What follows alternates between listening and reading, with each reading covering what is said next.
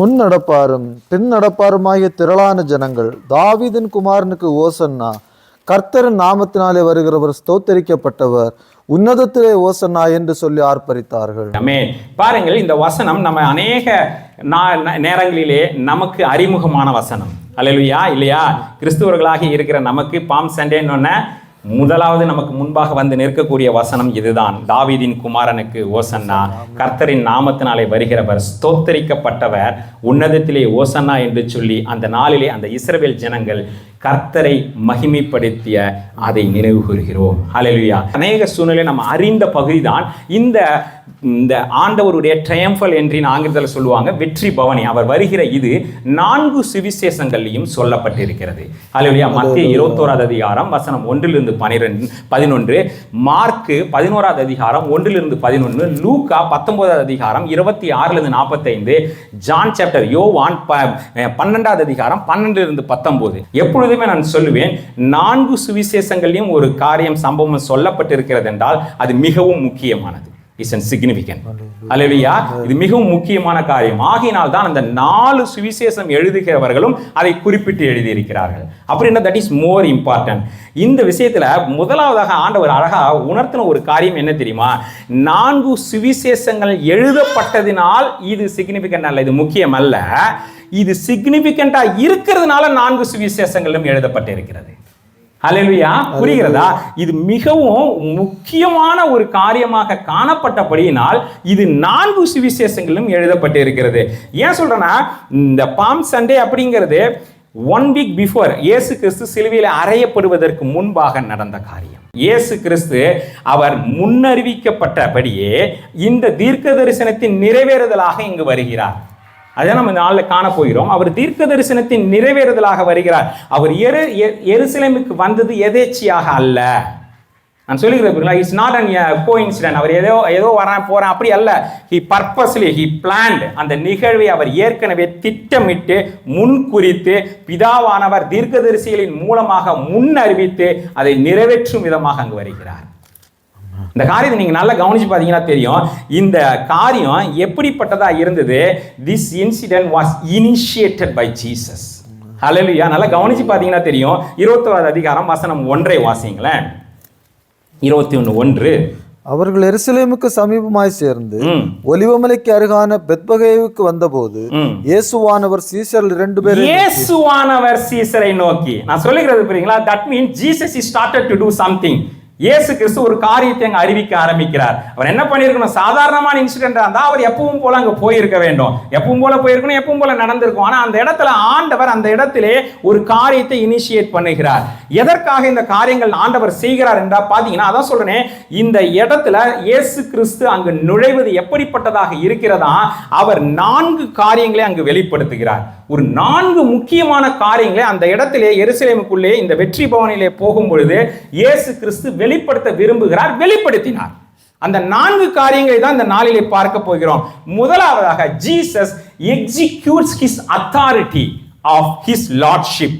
பாத்தீங்கன்னா, இயேசு கிறிஸ்து தம்முடைய தெய்வீக ஆளுகையை அங்கு வெளிப்படுத்தினார். எவ்விதமாக வெளிப்படுத்துகிறாராம்? நாம் தொடர்ந்து வாசிப்போம். மத்தேயு 21:1-3 வாசிப்போம். அவர்கள் எருசலேமுக்கு சமீபமாய் சேர்ந்து ஒலிவமலைக்கு அருகான பெத்பகேவுக்கு வந்தபோது இயேசுவானவர் சீசர் 2 பேரை நோக்கி, உங்களுக்கு எதிரே இருக்கிற கிராமத்துக்கு போங்கள். போன உடனே அங்கே ஒரு கழுதையையும் அதனோட ஒரு குட்டியையும் கட்டியிருக்க காண்பீர்கள். அவைகளை அவிழ்த்து என்னிடத்தில் கொண்டு வாருங்கள். பாருங்கள், இயேசு கிறிஸ்து gave a clear instruction to them. அவர் மிக தெளிவாக ஒரு இன்ஸ்ட்ரக்ஷன் அங்க கொடுக்கிறாரு. என்ன கொடுக்கிறாரு? 2 சீசர்களை கூப்பிடுறாரு. ஒரு பேர்லாம் சொல்லப்படல, அதெல்லாம் முக்கியம் இல்ல. 2 சீசர்களை கூப்பிடுறாரு. கூப்பிட்டு, உங்களுக்கு எதிரே இருக்கிற கிராமத்துக்கு போங்கள். போன உடனே அங்கே ஒரு கழுதையும் அதனோட ஒரு குட்டியும் கட்டியிருக்க காண்பீர்கள். அவைகளை அவிழ்த்து கொண்டு வாருங்கள். ஆண்டவர் அங்க போய் அங்க இருக்கிற அதனுடைய முதலாளி இடத்துல போய் பர்மிஷன் கேளுங்கள் என்று சொல்லவில்லை. நான் சொல்லுகிறது புரியுதுங்களா? இயேசு கிறிஸ்து என்ன சொல்றார்? He command. அவர் கட்டளையிடுகிறார், நீ போ, அதை கழட்டி கொண்டு வா, அதை அவிழ்த்து கொண்டு வா. He showed his lordship. அவர் தம்முடைய ஆளுகை, அவர் எப்படிப்பட்டவர், he is the lord of lord என்பதை அங்க அவர் வெளிப்படுத்துகிறார். ஏன் சொல்றேன்னா, அடுத்த வசனத்தை வாசிப்போம்.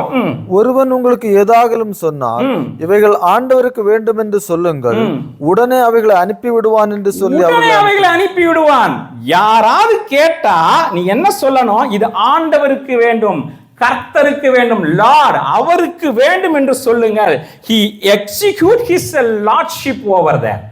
நான் சொல்லிக்கிறது புரியுங்களா? வேற எதுவும் இல்லை. அங்க போய் இருக்கிற எல்லாம் பர்மிஷன் கேட்டு இது வேணும், no, you go and ask, they will give. நான் சொல்லிக்கிறது புரியுங்களா? அவர் சொல்லாகும், அவர் கட்டளையிட நிற்கும். அவருடைய ஆளுகையை, அவருடைய ராஜரீகத்தை அவர் என்ன சொல்கிறார்? அவர் he is the lord of lord என்பதை அங்க ஆண்டவர் வெளிப்படுத்துகிறார். அனுப்பப்பட்டவர்கள் தங்களுக்கு அவர் சொன்னபடியே கண்டார்கள். கழுதை குட்டியை அவர்கள் அவிழ்க்கும் போது அதற்கு உடையவர்கள் குட்டியை ஏன் அவிழ்க்கிறீர்கள் என்று கேட்டார்கள். அதற்கு அவர்கள் அது ஆண்டவருக்கு வேண்டும் என்று சொல்லி அதை இயேசுவிடத்தில் கொண்டு வந்து தங்கள் வஸ்திரங்களை அதன் மேல் போட்டு இயேசுவை அதன் மேல் ஏற்றினார்கள். ஹல்லேலூயா. பாருங்கள், அது ஆண்டவருக்கு வேண்டும் என்று சொன்ன பொழுது, ஆண்டவருக்கு வேண்டும் என்று சொன்ன உடனே அது கர்த்தருக்கு வேண்டும், லார்ட் அவருக்கு கர்த்தருக்கு வேண்டும் என்று சொன்ன உடனே அவர்கள் எந்த கேள்வியும் கேட்கவில்லை. நான் சொல்லுகிறது புரியுதுங்களா? அங்க யார் உங்க ஆண்டவர், அவருக்கு எதுக்கு நான் கொடுக்கணும்? கேட்கவே இல்லை. நான் சொல்றது புரியுங்களா? அவர் சொல்லிட்டார்னா அவர் சொல்லாகும், கட்டளையிட நிற்கும். அந்த இடத்துல ஆண்டவர் சொல்லுகிறதா சொல்றேன். இந்த நிகழ்வை இயேசு கிறிஸ்துவே அந்த தீர்க்க தரிசனத்தின் நிறைவேற்றும்படியாக காரியங்களை நடப்பிக்கிறார். அங்கு முதலாவதாக அவர் அவருடைய lordship, he is the lord of lord என்பதை, he is execute his authority of lordship. ஹல்லேலூயா. அதை தான் அங்கு முதலாவதாக அவர் அங்கு வெளிப்படுத்துகிறார். ஏன் சொல்றேன்னா, அவர் கொடுக்கிற கட்டளையே அதுதான், untie them and bring them. நீ போய் பர்மிஷன்லாம் கேளுன்னு சொல்லவே இல்லை. அவர் சொன்னதே ஒன்னே ஒன்று, நீ போ, நீ கழட்டி கொண்டு வா. ஒருத்தனும் உனக்கு முன்பாக நிற்க முடியாது, ஒருவரும் கேள்வி கேட்க முடியாதபடிக்கு ஆண்டவர் அந்த இடத்துல காரியங்களை ஆண்டவர் செய்கிறார், சொல்கிறார். அவர் சொன்னபடியே அந்த காரியங்கள் நடக்கிறது. ஏன் சொல்றேன்னா, he is the supreme authority. அவரிடத்தில் அப்படிப்பட்ட அதிகாரம் உண்டு. இயேசு கிறிஸ்து எல்லா அதிகாரத்திற்கும் மேலான அதிகாரம் உடையவர். அவர் அப்படிப்பட்ட அந்த அதிகாரத்தை அங்கு ஆண்டவர் வெளிப்படுத்துகிறார். அவர் லார்ட் என்பதை அங்கு வெளிப்படுத்துகிறார். ஏன் சொல்றேன்னா, ஒரு காரியத்தை புரிந்து கொள்ளணும். இது this was not a pre-arranged incident. நான் சொல்றது புரியுங்களா? நீங்க போங்க, அங்க போய் கேட்டீங்கன்னா அவங்க கிட்ட கொடுப்பாங்க. ஏன்னா ஏற்கனவே நான் சொல்லி வச்சிருக்கேன். அப்படி அல்ல. நான் சொல்றது புரியுதுங்களா? நம்ம சொல்லி வச்சுக்கோம், இவர் வீட்டுக்கு போயிட்டு இதை ஒன்று வாங்கிட்டு வாங்கல, நான் சொல்லியிருக்கேன் அவர்கிட்ட. அப்படி அல்ல. இது ப்ரீ-அரேஞ்சு கிடையாது. அதான் சொல்ல, நல்லா புரிந்து கொள்ளணும். ப்ரீ-அரேஞ்சு கிடையாது. அது பார்த்தீங்கன்னா it's an dramatic example of his lordship. அப்படிதான் சொல்லணும். ஒரு என்ன சொல்றது, ஒரு அதிகாரத்துவ நான் போய் கேளு, அவர் கொடுப்பார். அவ்வளோதான், வேற எந்த கேள்வியுமே கிடையாது. அப்படிப்பட்ட அவருடைய அதிகாரத்தை ஆண்டவர் வெளிப்படுத்துகிற, அவருடைய சர்வ வல்லமையை வெளிப்படுத்துகிற காரியமாய் இருக்கிறது. அதுதான் முதலாவது காரியம். ஆண்டவர் அங்கே அதை தான் வெளிப்படுத்தினார். ஏன் சொல்லும்போது அவர் என்ன சொல்வார்? த லார்ட் நீட் தம். அப்படின்னா த லார்ட் அப்படின்னா என்ன அர்த்தம்னா, ஆல்மைட்டி ரூலர். ஹல்லேலூயா. சர்வ வல்லமையுடையவர் என்ற அர்த்தம். கர்த்தர் என்று சொல்லும்போது, லார்ட் ஆண்டவர் என்று சொல்லுகிற அந்த பதத்திற்கு என்ன அர்த்தமா? Almighty ruler. ஏன்னா அவர் இந்த உலகத்தில் மனு உருவில் வந்த தேவன் என்பதை அங்கே நிரூபித்தார். சொல்லுகிறது புரியுதுங்களா? His divinity was revealed there. அவருடைய தெய்வீகத்தன்மை அங்கே வெளிப்பட்டது. அதுதான் அங்கே முக்கியம். அவர் யார் என்கிற தெய்வீகத்தன்மை அங்கே வெளிப்பட்டது. ஏன்னா அவரை ரபி, போதகரே இப்படிலாம் தான் எல்லாரும் அழைச்சிட்டு இருந்தாங்க. ஆனால் இந்த இடத்துல ஆண்டவர் சொல்லுகிறது குறிப்பிட்டு, நான் ரபி சொன்னார்னு சொல்லியிருக்கலாம்ல.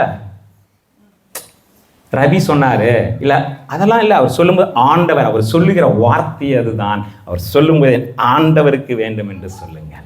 His lordship was executed there. ஏன் சொல்லனா, இந்த லார்ட் அப்படிங்கிற அந்த வார்த்தை கிரீக்கில் பார்த்தீங்கன்னா குரியோஸ் அப்படிங்கக்கூடிய ஒரு வார்த்தையிலேருந்து வந்தது.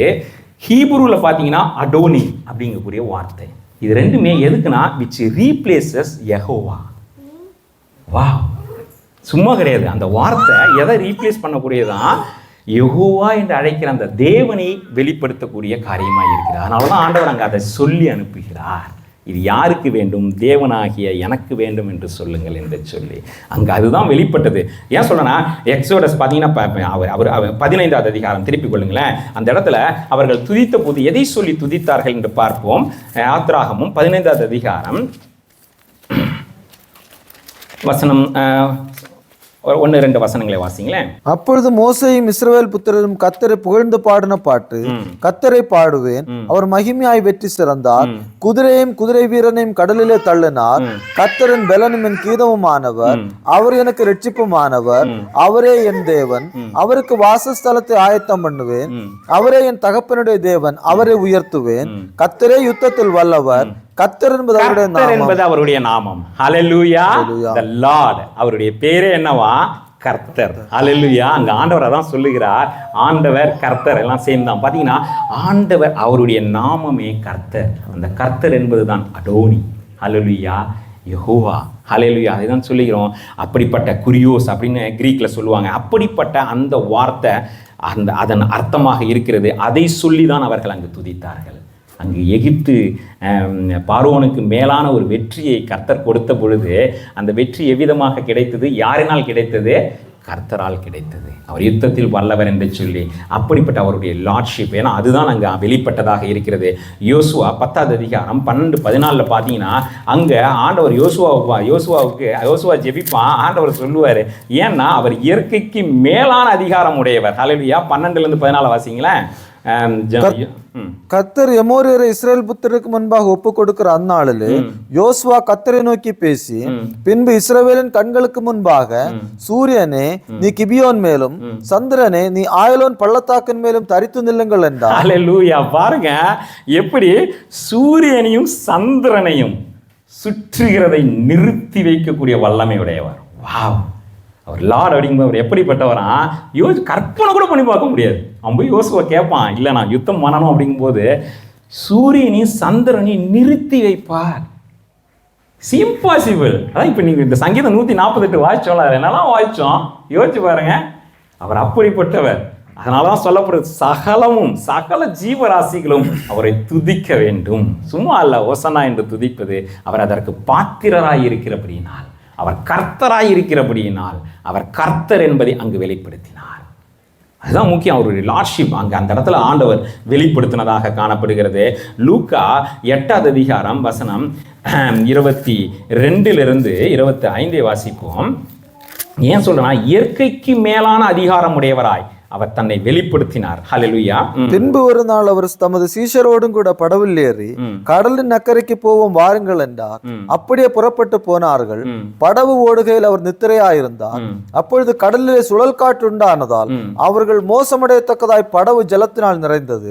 அவர்கள் அவரிடத்தில் வந்து, ஐயரே ஐயரே, மடிந்து போகிறோம் என்று அவரை எழுப்பினார்கள். அவர் எழுந்து காற்றையும் ஜலத்தின் கொந்தளிப்பையும் அதட்டினார். உடனே அவைகள் நின்று போய் அமைதல் உண்டாயிற்று. அவர் என்ன செய்கிறார்? சும்மா பேசிட்டு இல்ல கெஞ்சிட்டு இல்ல, அதட்டுகிறார். காற்றையும் கடலையும் அதட்டக்கூடிய அதிகாரம் உடையவர். த லார்ட்ஷிப், த லார்ட் அப்படிங்கிறது, அந்த கர்த்தர் என்கிற பதம் எப்படிப்பட்டதா? அவர் ஏதாவது நில்லுனா முடிஞ்சது கதை. ஹல்லேலூயா. அவைகள் அமைதலாயிற்று. சொல்லுகிறது புரியுதா? இதெல்லாம் பிரைவேட்ல அவர் செஞ்சார் சீசர்களோடு கூட. நான் சொல்லுகிறது புரியுதுங்களா? இதெல்லாம் அநேக இடங்கள்ல ஆண்டவர் பிரைவேட்டா ஒருவேளை சீசர்களோடு கூட மாத்திரம் ஒரு குறிப்பிட்ட இடங்கள் மத்தியில் சில காரியங்களை செய்ததை நம்ம பார்க்கிறோம். ஆனா இந்த இடத்துல during the ட்ரையம்பல் entry he executes in the public. ஹல்லேலூயா. அதுதான் அங்கே ஆண்டவர் செய்கிறார். அவர் அப்படிப்பட்ட அவர் லார்ட் என்பதை வெளிப்படுத்தும் விதமாக அவர் செய்கிறார். ஹல்லேலூயா. அப்படிப்பட்ட வல்லமை உடையவர் நம்முடைய ஆண்டவர். ஏன் சொல்றேன்னா, அவர் மரித்தோரையும் உயிரோடு எழுப்பக்கூடிய வல்லமை உடையவர். அவர் பழைய ஏற்பாட்டிலையும் நம்ம பார்க்கலாம். பார்த்தீங்கன்னா, எலியா போய் சாரிபாத் வீட்டில் இருக்கும்போது 1 ராஜாக்கள் 17:22 மட்டும் வாசிங்களேன். ஏன்னா அவருடைய வல்லமை எவ்வளவு பெரியது என்பதை காட்டி கொடுப்பதற்காக சில வசனங்களை உங்களுக்கு நான் சொல்லுகிறேன். 1 King 17:22. கர்த்தர் எலியாவின் சத்தத்தை கேட்டார். பிள்ளையனுடைய ஆத்துமா அவனுள் திரும்பி வந்தது, அவன் பிழைத்தான். கர்த்தர் நினைத்தா செத்து போன ஆத்துமாவை கூட திருப்பி வர வைக்க முடியும். ஹல்லேலூயா. தேவனால் கூடாத காரியம் ஒன்றும் இல்லை. அவர் அவ்வளவு வல்லமை உடையவர். மார்க் 5வது அதிகாரம் வசனம் 35 வாசிங்களேன். Mark chapter 5. அவர் இப்படி பேசிக் கொண்டிருக்கையில் ஜெபாலே தலைவனுடைய வீட்டிலிருந்து சிலர் வந்து, உம்முடைய குமாரத்தி மரித்து போயிட்டா. ஹல்லேலூயா. அவள் இறந்து விட்டாள் என்று சொல்லுகிறார். இனி என் போதகரை வருத்தப்படுத்துகிறீர் என்றார்கள். அவர்கள் சொன்ன வார்த்தை இயேசு கேட்டவுடனே ஜெபாலே தலைவனை நோக்கி, பயப்படாதே, விசுவாசம் உள்ளவனா இரு என்று சொல்லி. மற்றவங்க எல்லாம் மரித்து விட்டாங்க. உண்மைதான், அவ மரித்து போனது உண்மைதான். பொய் இல்லை. அவர் ஏன் டிஸ்டர்ப் பண்ணுறாரு? அவர் என்ன பண்ணியிருக்கணும்? அவர் கர்த்தராக இல்லைன்னா ஐயோ முடிஞ்சு போச்சா, சரிவா ஒரு ஆம்புலன்ஸில் போகிறோன்னா திடீர்னு ஒரு ஆம்புலன்ஸ் கூப்பிட்டாங்க, என்ன பண்ணுவாங்க? அவங்க வந்துட்டு வீட்டில் வந்து பார்க்குறாங்க, என்ன பண்ணுவாங்க? அங்கே இருக்கிற டாக்டர்ஸோ அந்த பேராமெடிக்ஸோ என்ன பண்ணுவாங்க? நாடி இல்லை அப்படின்னா என்ன பண்ணிடுவாங்க? சாரி முடிஞ்சு போச்சு அப்படி தானே சொல்லுவோம். Is normal. அப்படிதான். இயேசு அப்படி சொல்லவில்லை. ஏன்னா அந்த பிள்ளை மரித்தால் அதை உயிரோடு எழுப்பக்கூடிய வல்லமை உடையவர். அல்லேலூயா. அவர் கர்த்தர் என்கிறபடியினால்தான் அவர் பயப்படாதே என்று சொல்லிட்டு அவர் அந்த பிள்ளையின் தகப்பனையும் கூப்பிட்டு கொண்டு அவர் தம்மோடு வந்தவர்களை அழைத்து கொண்டு பிள்ளை இந்த இடத்துல பிரவேசிப்பாரு. பிரவேசித்து என்ன சொல்லுவார் பாருங்க, 41வது வசனம். பிள்ளையின் கையை பிடித்து தலி தாகுமி என்றார். அதற்கு சிறுபெண்ணை எழுந்திரு என்று உனக்கு சொல்லுகிறேன் என்று அர்த்தமாம். உடனே சிறுபெண் எழுந்து நடந்தாள். அல்லேலூயா. உடனே சிறுபெண் எழுந்தாள். அல்லேலூயா. மரித்தவள் தான். அந்த இடத்துல ஜனங்கள்லாம் என்ன தெரியுமா பண்ணாங்க? அப்ப உயிரோடு இருக்கான்னு சொன்ன பொழுது வசனம் 40 வாசிங்களேன். அதற்காக அவரை பார்த்து நகைத்தார்கள். இல்ல தூங்கிட்டு இருக்கான்னு ஆண்டவர் சொல்றாரு. எல்லாரும் அவரை பார்த்து சிரிக்கிறாங்க, கேவலமா பாக்குறாங்க. ஆனா ஆண்டவர் அவர் சர்வ வல்லமையுடையவர். அல்லேலூயா. அவர் he is the Lord of Lords. அதனால அவர் என்ன பண்றார்? அவர் கர்த்தவர், அவர் ஆண்டவர் என்பதை நிரூபிக்கும்படியாக அந்த இடத்துல ஆண்டவர் அந்த பிள்ளையை மறுபடியுமாக உயிரோடு கூட எழுப்புகிறார்.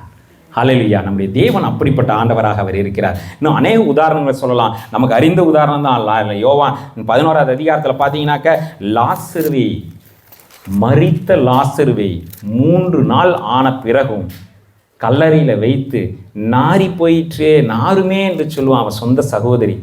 அப்போ ஆண்டவர் சொல்லுவார், விசுவாசம் உள்ளவளாக இரு என்று சொல்லிவிட்டு அவனை பார்த்து லாசருவே 11 சாப்டர் ஜான் சாப்டர் 11 verse 43 நான் வாசிக்கிறேன். இவைகளை சொன்னப்பட்டு சொல்லிட்டு ஆண்டவர் சொல்லுவார், லாசருவே வெளியே வா. ஹல்லேலூயா. அவர் அவ்வளோதான். நான் சொல்லிடுறது பார்த்தீங்கன்னா, அவர் கட்டளையிட அது ஆகும், அவர் சொல்லாகும், அவர் கட்டளையிட நிற்கும். ஹல்லேலூயா. அவர் சொன்னா அப்படியே நடக்கும். அதை தான் அங்கே ஆண்டவர் சொல்லுகிறார். ஹல்லேலூயா. அப்போ சொன்னார்ல, லாசருவே வெளியே வான்னார்ல, இந்த மகளை பார்த்து எழுப்புன்னார்ல, அங்கே ஆண்டவர் செங்கடல்ல பிளந்து அந்த அற்புதங்களை செய்தார் அல்லவா, அவருடைய வல்லமை, அவர் கர்த்தத்துவம் அங்கு வெளிப்பட்டது. ஹல்லேலூயா. முதலாவதாக ஆண்டவர் அந்த ட்ரையம்பல் என்ட்ரியில் ஆண்டவர் செய்தது அதுதான். he is the Lord of Lords என்பதை ஆண்டவர் வெளிப்படுத்தினார். ஹல்லேலூயா. பாருங்கள், இரண்டாவதாக கர்த்தர் செய்த காரியம், ஜீசஸ் டிக்ளேர்ஸ் ஹிஸ் கிங்ஷிப்.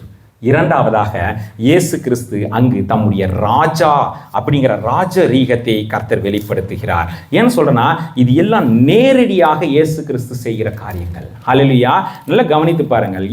மத்திய 21வது அதிகாரம் வசனம் 4-5 வாசிப்போம். 21 Matthew chapter 21 verse 4 and 5. இதோ உன் ராஜா சாந்த குணமுள்ளவராய் கழுதையின் மேலும் கழுதை குட்டியாகிய மரியின் மேலும் ஏறிக்கொண்டு உன்னிடத்தில் வருகிறார் என்று சீயோன் குமாரத்திக்கு சொல்லுங்கள் என்று தீர்க்கதரிசியினால் உரைக்கப்பட்டது நிறைவேறும்படி இதெல்லாம் நடந்தது. அல்லேலூயா. இதோ உன் ராஜா. அல்லேலூயா. Behold, here is your king. ஹல்லேலூயா. அப்படிதான் அந்த தீர்க்க தரிசனமே அப்படிதான் சொல்லப்பட்டிருக்கிறது. இதோ உன் ராஜா வருகிறார். ஹல்லேலூயா. அவர் கிங், அவர் ராஜாஜி ராஜா, கிங் ஆஃப் கிங்ஸ் என்பதை. ஏன் அவர் எப்படிப்பட்ட கிங் பாருங்க, வெளிப்படுத்துதல் 19வது அதிகாரம் வசனம் 11 16 வாசிங்களா. 11 16 வாசிக்கிறோம். 11 and Revelation chapter 19 verse 11 and 16 மட்டும் வாசிப்போம். பின்பு பரலோகம் திறந்திருக்க கண்டேன். இதோ ஒரு வெள்ளை குதிரை காணப்பட்டது. அதன் மேல் ஏறி இருந்தவர் உண்மையும் சத்தியமும் உள்ளவர் என்னப்பட்டவர். அவர் நீதியாய் நியாயந்தீர்த்து யுத்தம் பண்ணுகிறார். 16 ராஜாதி ராஜா கர்த்தாதி கர்த்தா என்னும் நாமம் அவருடைய வஸ்திரத்தின் மேல். ஹல்லேலூயா. அவர் யாராம்? அவர் ராஜாஜி ராஜா, கர்த்தாதி கர்த்தர். ஹல்லேலூயா. அப்படிப்பட்டவராய் பரலோகத்திலே இருக்கிறவர். புரிகிறதா? அப்படிப்பட்டவராய் பரலோகத்தில் இருக்கிறவர், ராஜாஜி ராஜாவாய் கர்த்தாதி கர்த்தராய் மகிமையாய் இருக்கிறவர். ஹல்லேலூயா. அவர் யாருங்கிறதுக்கு ஒரு கிளிம்ஸ் தான் கொடுக்குறேன். ஹல்லேலூயா. இதெல்லாம் விட, இதில் எழுதப்பட்டதெல்லாம் விட மிக மகிமையாக அவர் இருப்பார் என்று நான் விசுவாசிக்கிறேன். அந்த மகிமையை நம் கண்களால் கூட, நம் மாம்ச கண்களால் பார்க்க முடியாது. அவ்வளவு மகிமை உள்ளவராக அவர் இருப்பார். அவர் பரலோகத்தில் எப்படி இருந்தாருங்கிற கிளிம்ஸ் தான் அது. அப்படிப்பட்ட ஆண்டவர் தான் இங்கு ஆண்டவர் வருகிறார். எவ்விதமாக வருகிறார்? அவர் எவ்விதமாக வருகிறேன் என்று முன்னறிவித்தாராம். ஏசாயா 9வது அதிகாரம் வசனம் 6 வாசிங்களேன். நமக்கு ஒரு பாலகன் பிறந்தார், நமக்கு ஒரு குமாரன் கொடுக்கப்பட்டார், கர்த்தத்துவம் அவர் தோளின் மேல் இருக்கும், கர்த்தத்துவம் அவர் தோளின் மேல் இருக்கும், அவர் நாமம் அதிசயமானவர், ஆலோசனை கர்த்தா, வல்லமையுள்ள தேவன், நித்திய பிதா, சமாதான பிரபு எனப்படும். ஹல்லேலூயா. அவர் சமாதான பிரபுவாக கர்த்தத்துவம் அவர் தோளின் மேல் இருக்கிறவராய் அங்கு வெளிப்பட்டார். ஹல்லேலூயா. பாருங்கள், தான் யார் என்பது, அவர் எப்படிப்பட்டவராக அங்கு வருகிறார். ஏன் சொல்றேன்னா, ஒரு காரியத்தை புரிந்து கொள்ளணும். ரெவலேஷன்ல பார்த்தது போல, அந்த வெளிப்படுத்துதல பார்த்தது போல அவர் குதிரையில் இங்கு வரவில்லை. அவர் எதுல வந்தார்? கழுதையில் வந்தார். ராஜாக்கள் குதிரையில் வருவார்கள், ஆனால் இயேசு கிறிஸ்து தெரிந்து கொண்டது கழுதை. ஹல்லேலூயா. அவர் கழுதை என்பது ஒரு தாழ்மையின் அடையாளம். அந்த இடத்துல ஆண்டவர் எவ்விதமாக வருகிறாராம்? அவர் ராஜா தான். ஏன்னா அந்த இடத்துல ஆண்டவர் வெளிப்படுத்துகிற அவருடைய மெசேஜ் என்னவாக இருக்கிறது? இந்த தீர்க்க தரிசனம் சகரியா 9ஆம் அதிகாரம் வசனம் 9 - 10 சொல்லப்பட்டு இருக்கிறது. ஏன் சொல்றேன்னா, அவர் ராஜாஜி ராஜாவாக வருகிறார். அவர் இதோ உன் ராஜா என்று வருகிறவர் தாழ்மையின் சொரூபமாக வருகிறார். ஹல்லேலூயா. அந்த வசனத்தை மறுபடியும் வாசிப்போமா? 9 சகரியா 9:9 வாசிங்களேன். சியோன் குமாரத்தியே மிகவும் களிகூறு, எருசலேம் குமாரத்தியே கம்பீரி, இதோ உன் ராஜா உன்னிடத்தில் வருகிறார், உன்னிடத்தில் வருகிறார். அவர் நீதி உள்ளவரும் ரட்சிக்கிறவரும் தாழ்மை உள்ளவருமாய். ஹல்லேலூயா. இந்த இடத்துல எப்படிப்பட்டவராய் வருகிறாரா? அவர் நீதி உள்ளவரும் ரட்சிக்கிற ராஜாவுமாய் தாழ்மை உள்ளவராய் இங்கு வருகிறார். ஹல்லேலூயா. ஆண்டவர் அந்த இடத்துல தன் ராஜாவாகத்தான் வருகிறார், பட் தாழ்மை உள்ள ராஜாவாக உங்களுக்கும் எனக்கும், இஸ்ரவேல் ஜனங்கள், இந்த உலகத்தில் இருக்கிற ஒவ்வொரு ஜனங்களுக்காக மீட்பை உண்டாக்கும் மீட்பராக அங்கு வந்திருக்கிறார். But still he is the king. ஹல்லேலூயா. அவர் இப்பவும் ராஜா தான். அவர் தாழ்மையின் சுரூபம் எடுத்தாலும் அவர் ராஜா தான். ஆகையினால இதோ உன் ராஜா. ஹல்லேலூயா. நான் சொல்லிக்கிறீங்களா, அந்த இடத்துல அவர் ராஜாவாக அவர் என்ட்ரி ஆகிறார். ஹல்லேலூயா. அவர் ராஜா என்பது அங்கு அறிவிக்கப்படுகிறது. ஏன் சொல்றேன்னா, அப்படிப்பட்ட ராஜா தாழ்மையின் சுரூபம் எடுத்து வருகிறார். அந்த ராஜா ஆகையினால்தான் பார்க்கிறோம், அவர் நமக்கு ரட்சிப்பை அருளும் பொறுப்பை அவர் ஏற்றுக்கொண்டு வருகிறார். ஏசாயா 53 நம்ம பார்க்கிறோம், நம்முடைய பாவங்களை சுமந்து நமக்காக எல்லாவற்றையும் அவர் சிலுவையிலே செய்து முடித்தார். அவரினால் நமக்கு மீட்பு உண்டாயிற்று, அவருடைய தழும்புகளால் குணமாகிறோம். அப்படிப்பட்ட நமக்காக அடிக்கப்படுகிற ஆட்டுக்குட்டியானவராக தாழ்மை உள்ள ராஜாவாக அங்கு வருகிறார். சகரியா 9:9 அப்புறம் 9:10 வாசிங்களேன்.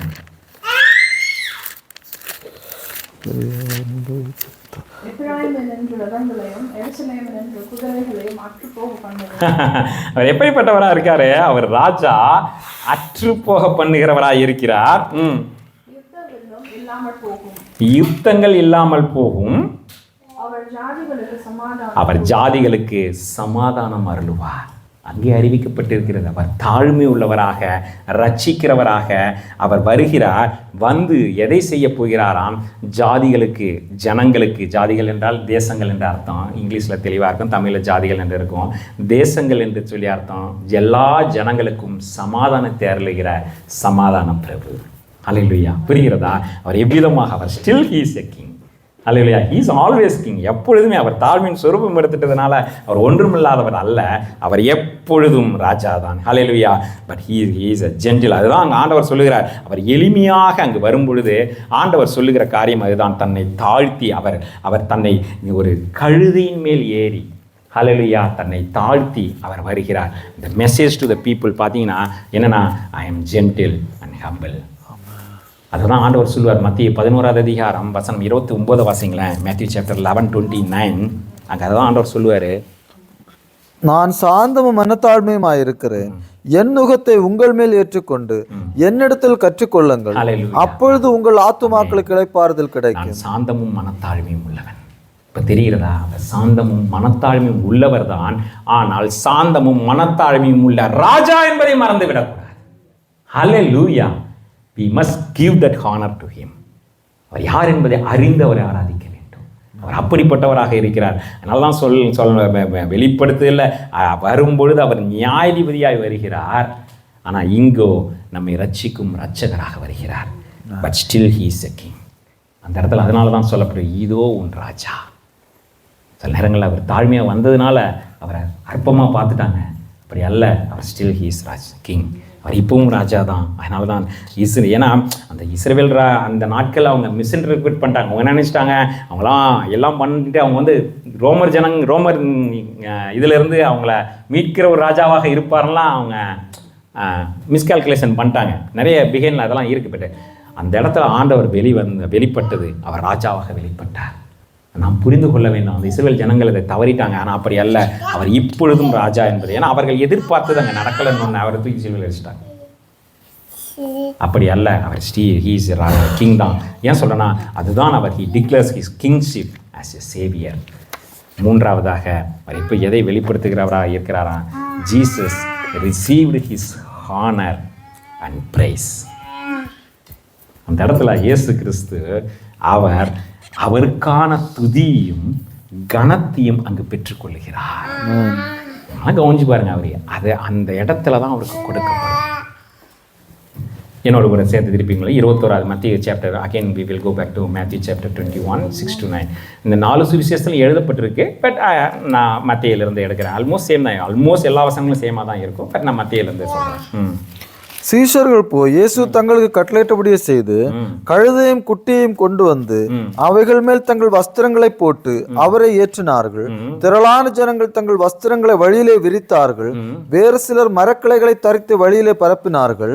முன்னடப்பாரும் பின்னடப்பாரும் ஆகிய திரளான ஜனங்கள் தாவீதின் குமாரனுக்கு ஓசன்னா, கர்த்தரின் நாமத்தினாலே வருகிறவர் ஸ்தோத்தரிக்கப்பட்டவர், உன்னதத்திலே ஓசன்னா என்று சொல்லி ஆர்ப்பரித்தார்கள். பாருங்கள், அங்கு அவர் வரும் பொழுது என்ன நடக்கிறது? அவர்கள் தங்களுடைய வஸ்திரங்களை விரித்து, ஹல்லேலூயா, அவர்கள் தங்களுடைய வஸ்திரங்களை விரித்து. What does it mean? ஏன் அப்படிப்பட்ட ஒரு வஸ்திரங்களை அவர்கள் விரிக்கிறார்கள்? ஏன் அது காரணமாக இருக்கு? ஏன் அப்படின்னா is culturally traditionally this is the way how they accept the king. 2 ராஜாக்கள் 9வது அதிகாரம் வசனம் 13 வாசிங்களா. 2 Kings chapter 9 verse 13. அங்கு தீர்க்கதரிசியை அனுப்பி யெகூவை ராஜாவாக மாற்றும் அபிஷேகம் பண்ணும் பொழுது அங்கு how did they receive R accepted as a king பாருங்களேன். அப்பொழுது அவர்கள் தீவிரமாய் அவரவர் தங்கள் வஸ்திரத்தை படிகளின் உயரத்தில் அவன் கீழே விரித்து எக்காலம் ஊதி யெகூ ராஜாவானான் என்றார்கள். ஹல்லேலூயா. அங்கு அவர்கள் வஸ்திரங்களை விரித்து அவர் ராஜாவாக ஏற்றுக்கொள்ளுகிற விதம். He accepted as a king by his own people on that day. அதாங்க முக்கியம். அவருடைய சொந்த ஜனங்களால் அவர் ராஜாவாக அங்கே அங்கீகரிக்கப்பட்டார். அவர் அங்கீகரிக்கப்பட்டார். ஏன் சொல்கிறேன்னா, இதுதான் ராஜாவை கனப்படுத்துகிற விதம். This is an act of ஒரு ரெஸ்பெக்ட், இல்லைன்னா ரெகக்னேஷன் ஃபார் த கிங்னு சொல்லலாம். யோசிச்சு பாருங்க, இயேசு கிறிஸ்து தாழ்மை உள்ளவராக வந்தார். அவர் எப்படிப்பட்ட நிலையில் இருந்தார்? உன்னதமானவர், தேவனுடைய குமாரனானவர் இங்கு அடிமையின் ரூபம் எடுத்து வந்தார். ஒரு ஏழையின் ரூபம் எடுத்து அடிமையின் ரூபம் எடுத்து வந்தார். அவர் தேவனுக்கு கீழ்ப்படிந்து எல்லாவற்றையும் அர்ப்பணித்தார். அவர் எந்த இடத்துலையும் அவர் தன்னுடைய லார்ட்ஷிப் அவர் வெளிப்படுத்த விரும்பலை, அவர் கிங்ஷிப்பை வெளிப்படுத்த விரும்பலை, அவர் துதியும் கனத்தையும் எதிர்பார்த்து வரவில்லை. நான் சொல்லுகிறது புரியுதுங்களா? ஆனால் என் தேவனாகி கர்த்தர், என் பிதா எப்படிப்பட்டவர் தெரியுமா? அவருக்கு கீழ்ப்படிந்தார் இல்ல, தேவனுக்கு அவர் கீழ்ப்படிந்தார் இல்ல, அதற்காகவே அவரை இந்த இடத்திலே கனப்படுத்துகிறார் பிதாவானவர். ஹல்லேலூயா. how many people understand it? யோசிச்சு பாருங்க, இந்த இன்சிடென்ட் இல்லைன்னா அவர் எங்குமே கனப்படுத்தப்படவில்லை. அவர் பிறந்த போது கொண்டு வந்து குழந்தைகிட்ட வச்சுட்டு போனாங்க, சாஸ்திரிகள் வச்சாங்கன்னு பாசிக்கிறோம், அவ்வளவுதான். ஆனா எங்குமே அவர் ராஜாவாக, எங்குமே அவர் கர்த்தராக, எங்குமே அவருக்கு கொடுக்கப்பட வேண்டிய கனமோ மகிமையோ கொடுக்கப்படவில்லை. இந்த இடத்தில் மட்டும்தான் கொடுக்கப்பட்டது. யோசிச்சு பாருங்க, பிதாவாகிய தேவன் அவரை உயர்த்துகிற நிமிடம் இது. ஹல்லேலூயா. அவருக்காக அவர் வாழ்ந்தார் இல்ல, அவருக்காக எல்லாத்தையும் விட்டுட்டு வந்தார் இல்ல. பிதாவாகிய தேவன், நானும் நீங்க சொல்றேன், கர்த்தருக்காக நீங்க எதை இழந்தாலும் சரி, என் தேவனாகிய கர்த்தர் அதை பார்த்து கொண்டு இருக்கார். அதை அவர் கனப்படுத்துவார், அவர் அதை கனப்படுத்துவார். யோசிச்சு பாருங்க. அதான் யோசிச்சேன், அவர் இதை இந்த தீர்க்க தரிசனம் முன்னறிவிச்சு இதை பிதாவாகிய தேவன் செய்யவே இல்லைனாலும் இயேசு கிறிஸ்து தான் வந்த காரியத்தை செய்துவிட்டு போயிருப்பார். உண்டா இல்லையா?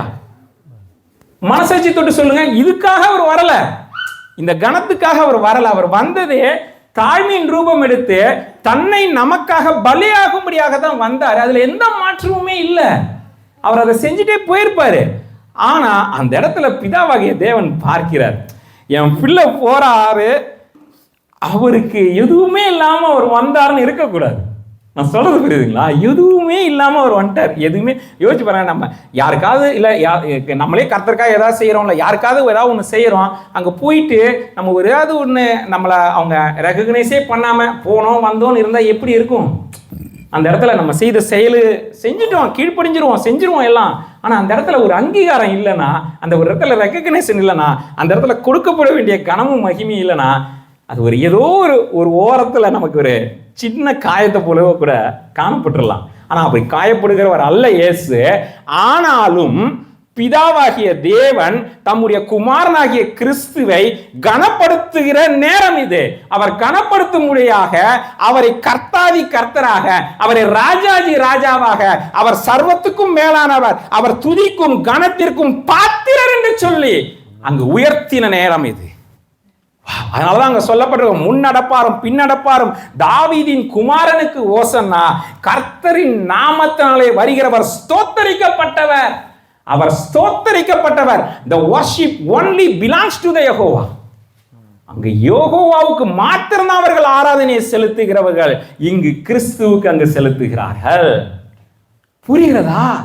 எப்படிப்பட்ட நிலைமையில என் தேவனாகிய கர்த்தர் பிதாவாகிய தேவன் என் ஆண்டவரை உயர்த்தின நிமிடம் அது. அதான் பார்க்கும்போது என் தேவனுக்காக இன்னமுமாய் நாம் செயல்பட வேண்டும் என்கிற அதிக வாஞ்சை தான் வந்தது. எது இருக்கோ இல்லையோ அவர் எல்லாவற்றையும் பார்த்து கொண்டு இருக்கிறார். அந்த இயேசுவுக்கு கொடுக்க வேண்டிய கனத்தையும் மரியாதையும் அந்த இடத்துல துதியையும், இன்னும் சொல்லப்போனா வெறுமனே ரெஸ்பெக்ட் மாத்திரமல்ல, அந்த இடத்துல துதியையும் கனத்தையும் அங்கு கொடுக்கும்படிக்கு பிதாவாகிய தேவன் இதை ஏற்படுத்தின நாள் அது. சும்மா இல்லை. அதனால தான் சொல்லுகிறோம், சோத்தரிக்கப்பட்டவர் உன்னதத்திலே ஓசன்னா என்று சொல்லி அவரை வார்த்து சொல்லுகிறோம். ஓசன்னா என்றால் சேவஸ் என்ற அர்த்தம். பார்த்தீங்கன்னா நம்மை ரட்சியும் என்று சொல்லி அவர்கள் கூப்பிடுகிறதாய் அதனுடைய அர்த்தம். ஏன் சொல்லுகிறேன்னா, அவர் எல்லாவற்றுக்கும் மேலானவர். சங்கீதம் 118:26 வாசிப்போமா? அங்கும் அவர் இவ்விதமாய் துதிக்கப்படுவார் என்று முன்னறிவிக்கப்பட்டது. Psalms chapter 118 verse 26. கர்த்தருடைய நாமத்தினாலே வருகிறவர் ஸ்தோத்தரிக்கப்பட்டவர், கர்த்தருடைய ஆலயத்திலிருந்து உங்களை ஆசீர்வதிக்கிறோம். ஹல்லேலூயா. கர்த்தருடைய நாமத்தினாலே வருகிறவர் ஸ்தோத்தரிக்கப்பட்டவர். அந்த தீர்க்க தரிசன வார்த்தை ஹல்லேலூயா இந்த இடத்துல நிறைவேறுகிறது. ஹல்லேலூயா. அவர் எப்படிப்பட்டவர் என்பதை, அவர் ஸ்தோத்தரிக்கப்பட வேண்டியவர். அவருக்கு உண்டான ஸ்தோத்திரங்களை அந்த நாட்களில் அவர்கள் கொடுக்கவில்லை. யோசிச்சு பாருங்க, இன்னைக்கு இயேசு நம்ம கிட்ட வந்தாருன்னா நம்ம என்ன பண்ணுவோம்? நம்ம எல்லாரும் ஒரு ஸ்தோத்தரிப்போம். உண்டா இல்லையா? அன்னைக்கு அவர்கள் செய்திருக்கலாம், செய்யலை. ஆனால் அங்கு செய்யும்படிக்கு என் தேவன் செய்தார். ஹல்லேலூயா. அந்த கனத்தையும் மகிமையும் அந்த துதியும் அவர் பெற்றுக்கொள்ளும்படியான தருணம் அது. அவர் பெற்றுக்கொண்ட நேரம் அது. அதான் சொல்ல, இந்த ட்ரையம்ஃபல் என்ட்ரி இஸ் நாட் அன், இதான் சொல்ல, 4 சுவிசேஷத்தில் எழுதப்பட்டதுனால சிக்னிஃபிகண்ட் அல்ல.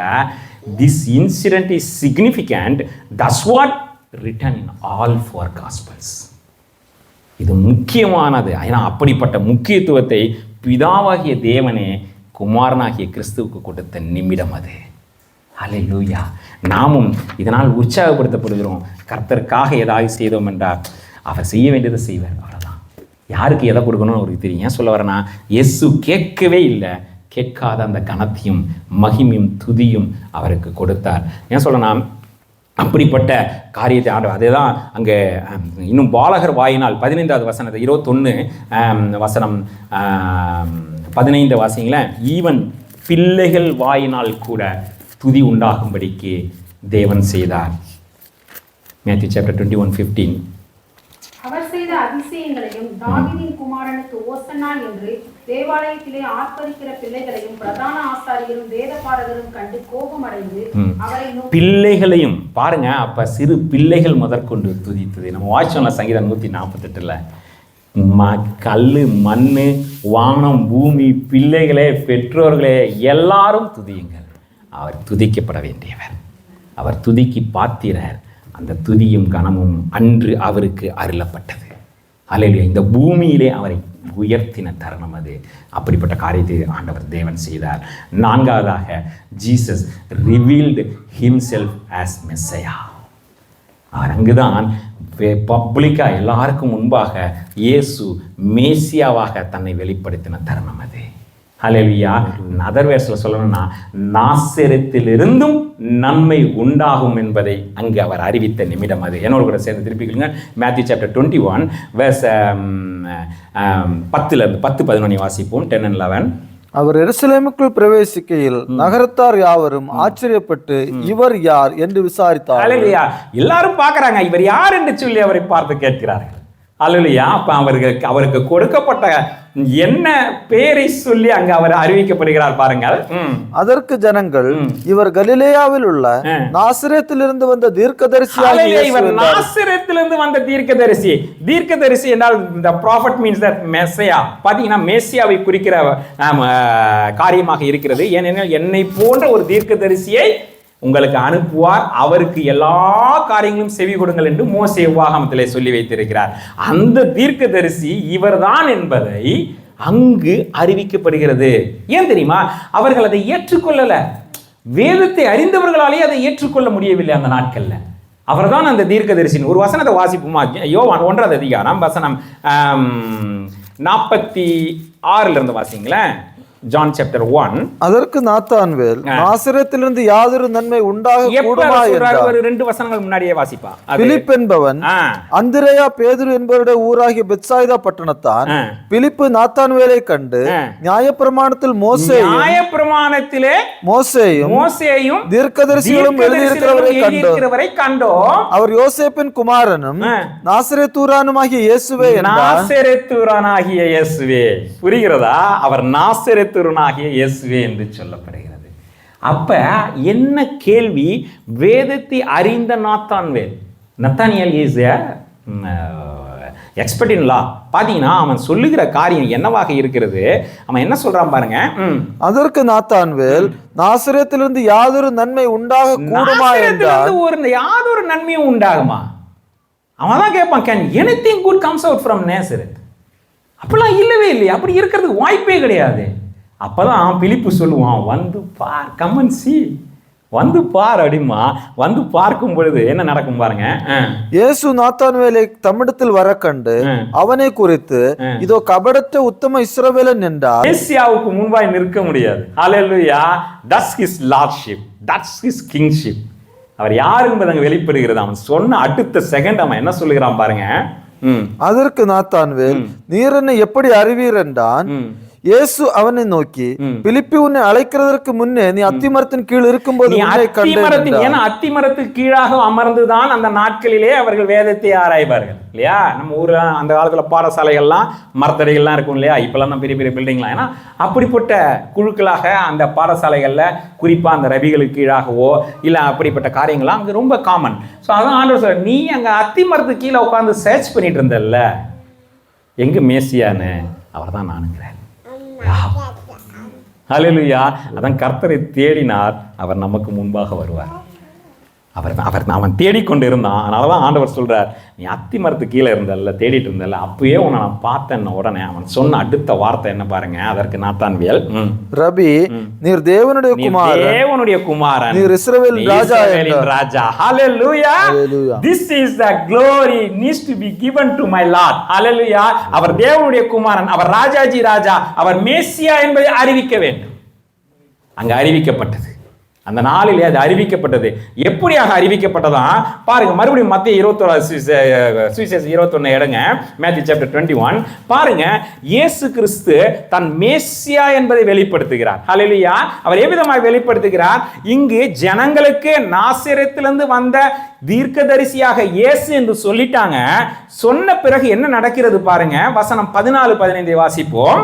அப்பொழுது குருடரும் சப்பானிகளும் தேவாலயத்திலே அவரிடத்திற்கு வந்தார்கள். ஏன்னா இயேசு தேவாலயத்துக்கு வருகிறார், அங்க வந்து நிறைய காரியங்களை செய்வார். அங்க அப்ப செய்து விட்டு ஆண்டவர் அந்த புறாக்கள் விற்கிறவர்களாம் துரத்தி விடுவார். துரத்திட்டு செய்வார். என்ன செய்கிற காரியம் என்னவாக இருக்கிறது பாருங்க. அவர்களை சொஸ்தமாக்கினார். குருடரையும் சப்பானைகளையும் தேவாலயத்தில் அவரிடத்தில் கொண்டு வந்தார்கள். அவர்களை சொஸ்தமாக்கினார். குருடர்கள் சொஸ்தமானார்கள். This is the sign of messiah. இதுதான் ஏசியாவின் அடையாளம். என்னோடு கூட சேர்ந்து திருப்பிக் கொள்ளுங்கள். மேத்யூ சாப்டர் 11, மத்தேயு 11வது அதிகாரம், வசனம் 1, 2, 3 வாசிங்களேன். இயேசு தம்முடைய 12 சீஷர்களுக்கும் கட்டளை கொடுத்து முடித்த பின்பு அவருடைய பட்டணங்களில் உபதேசிக்கவும் பிரசங்கிக்கவும் அவ்விடம் விட்டு போனார். அத்தருணத்தில் காவலில் இருந்த யோவான் பாத்தீங்கன்னா யோவான் ஸ்நானகன் கிறிஸ்துவின் கிரியைகளை குறித்து கேள்விப்பட்டு தன் சீஷர்கள் 2 பேரை அழைத்து, வருகிறவர் நீர்தானா அல்லது வேறொருவர் வர காத்திருக்க வேண்டுமா? The wrong question was raised by John the Baptist. பாத்தீங்கன்னா தவறான கேள்வியை கேட்கக்கூடாதவன் அங்க கேட்டான். ஏன்னா இயேசு யாருன்னு இஸ்ரவேலருக்கு அறிமுகப்படுத்தியதே அவன் தான். அல்லேலூயா. யோவான் 1வது அதிகாரத்தில் பார்த்தீங்கன்னா, இதோ உலகத்தின் பாவத்தை சுமந்து தீர்க்கிற தேவ ஆட்டுக்குட்டி என்று அறிமுகப்படுத்தியவனே அவன்தான். இதோ கிறிஸ்துவுக்காக வழியை ஆயத்தம் பண்ணவன் நான் என்று சொல்லி தன்னை அறிவித்தவன் அவன். நான் தண்ணீரினால் உங்களுக்கு ஞானஸ்நானம் கொடுக்கிறேன், எனக்கு பின் வருவர் வருகிறார், அவர் எனக்கு முன்னிலும் இருந்தவர், அவருடைய பாதரட்சத்தின் வாரை கூட அவிழ்ப்பதற்கு நான் பாத்திரன் அல்ல என்று சொன்னவன் இங்கு அவன் காவலிலே வைக்கப்பட்ட தடுமாற்றத்திலே அவன் கேட்கிறான், வருகிறவர் நீர்தானா, இன்னொருவர் வர நான் காத்திருக்க வேண்டுமா? அப்ப இயேசு கொடுத்த பதில் என்ன தெரியுமா? நான் தான்லாம் சொல்லலை, நான் தான் கிறிஸ்துலாம் சொல்லலை, நான் தான் மேசியான்னு சொல்லலை. மேசியாவின் அடையாளம் என்ன என்று சொல்லுவார் பாருங்க. அடுத்த வசனத்தை வாசிப்போம். 4-5 வாசிப்போம். இயேசு அவர்களுக்கு பிரதியுத்தரமாக, நீங்கள் கேட்கிறதையும் காண்கிறதையும் யோவானிடத்தில் போய் அறிவியுங்கள். குருடர் பார்வை அடைகிறார்கள், சப்பானிகள் நடக்கிறார்கள், குஷ்டரோகிகள் சுத்தமாகிறார்கள், செவிடர் கேட்கிறார்கள், மரித்தோர் எழுந்திருக்கிறார்கள், தரித்திரருக்கு சுவிசேஷம் பிரசங்கிக்கப்படுகிறது. சைன் ஆஃப் ஐடென்டிட்டிங்கிற சைன் ஆஃப் மெசையா. அல்லேலூயா. ஏன்னா நீங்க பழைய ஏற்பாடு முழுசா வாசிச்சு பாருங்க, எவ்வளவோ தீர்க்கதரிசிகளை அற்புதம் பண்ணியிருக்காங்க. ஒருத்தர் கூட குருடரின் கண்களை திறந்தது கிடையாது. நோட் பண்ணிடுறீங்களா? எங்கேயுமே கிடையாது. மரித்தவர்களும் கூட எழுப்பியிருப்பாங்க. எலியா எழுப்பியிருப்பான், எலிசா. குருடரின் கண்களை இயேசு மட்டும்தான் திறப்பார். அந்த அடையாளம் கிறிஸ்துவுக்காய் வைக்கப்பட்டது. அதான் ஆண்டவர் அங்கே சொல்கிறார். அங்கே வந்து ஆண்டவர் அதை தான் சொல்லுகிறார், தான் மேசியா என்பதை அங்கே வெளிப்படுத்துகிறார். சொல்லுகிறது புரியுதுங்களா? அவர் யார் என்பதை அங்கே அப்படியே பப்ளிக்காக வெளிப்படுத்துகிற காரியம். அவர் அங்கே ஆலயத்துக்கு வந்து குருடர்களை அவர் சுகமாக்கும் பொழுது அவர் மேசியா என்பது வெளிப்படுகிறது. ஏன்னா யோவான் 9வது அதிகாரம், ஐ திங்க் ஜான் சாப்டர் 9 நினைக்கிறேன், அங்கே ஒரு குருடன் ஆண்டவர் சுகப்படுத்துவார் பாருங்க. அப்போ அவன் கேட்பான் பாருங்க,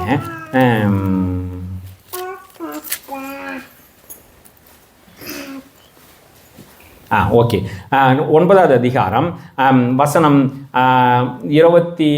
30 வாசிங்களேன். அதற்கு அந்த மனுஷன், அவர் என் கண்களை திறந்திருந்தும், ஏன்னா ஆண்டவர் ஒரு குருடனுடைய கண்கள் அங்கே திறப்பாரு.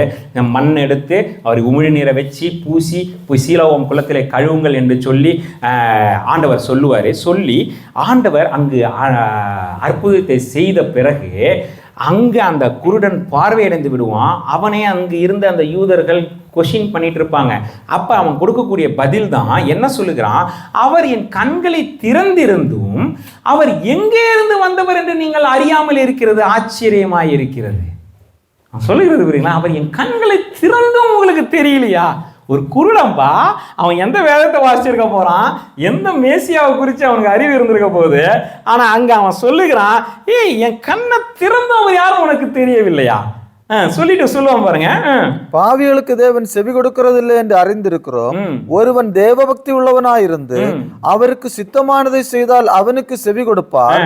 பிறவி குருடனுடைய கண்களை ஒருவன் திறந்தான் என்று உலகம் உண்டானது முதல் கேள்விப்பட்டதில்லை. உலகம் உண்டானது முதற்கொண்டு கேள்விப்பட்டதில்லை.